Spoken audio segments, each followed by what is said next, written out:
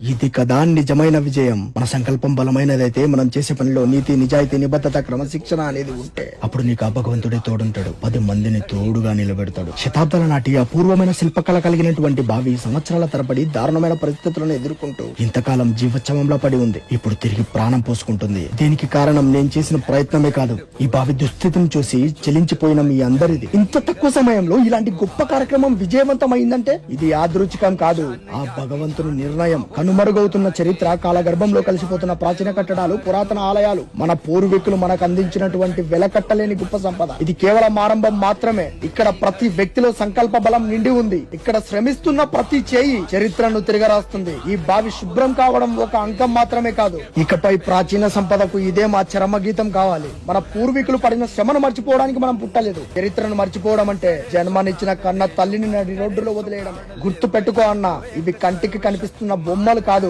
మన సంస్కృతికి సజీవ సాక్ష్యాలు. మన పూర్వీకులు పడిన శ్రమ మట్టిలో కొట్టుకుపోతుంది, ధర్మం కన్నీరు పెడుతుంది. ఒక పక్క చూస్తూ కూడా ఎందుకని కళ్ళున్న గుడ్డి వాళ్ళుగా మారిపోతున్నారు.